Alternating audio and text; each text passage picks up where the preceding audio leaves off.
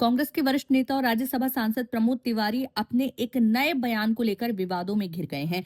उन्होंने दिल्ली में एक प्रेस कॉन्फ्रेंस के दौरान प्रधानमंत्री नरेंद्र मोदी की निजी जिंदगी पर जमकर निशाना साधा है।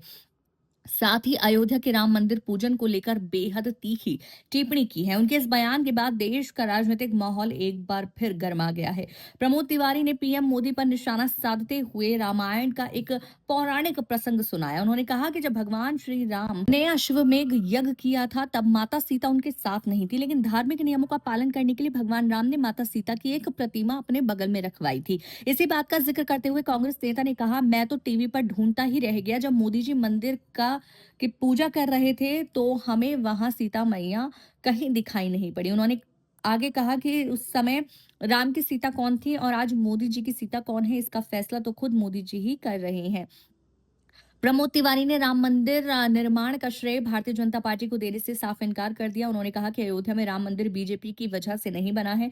ये मंदिर सुप्रीम कोर्ट के ऐतिहासिक फैसले और आदेश के बाद बना है। उन्होंने आरोप लगाया कि बीजेपी की मजबूरी थी कि उसे मंदिर का काम आगे बढ़ाना पड़ा, लेकिन पार्टी के धर्म से ज्यादा राजनीति को तवज्जो दी। कांग्रेस नेता ने मंदिर के निर्माण कार्य और उसके उद्घाटन पर भी गंभीर सवाल खड़े किए। उन्होंने कहा कि बीजेपी को सिर्फ और सिर्फ चुनाव जीतने की जल्दी थी, उन्हें मंदिर या धार्मिक परंपराओं से कोई लेना देना नहीं था।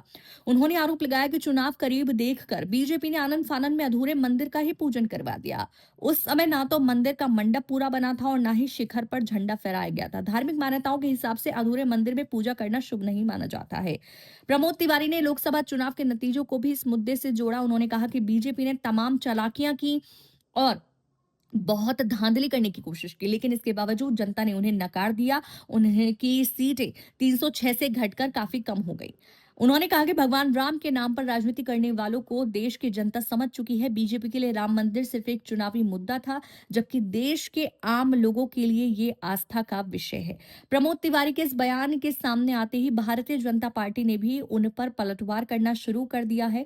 प्रधानमंत्री की निजी जिंदगी को खींचने और धार्मिक आस्था पर सवाल उठाने को लेकर बीजेपी नेताओं ने इसे कांग्रेस की संकीर्ण मानसिकता बताया है। फिलहाल इस बयान को लेकर सोशल मीडिया और राजनीतिक गलियारों में बहस तेज हो गई है।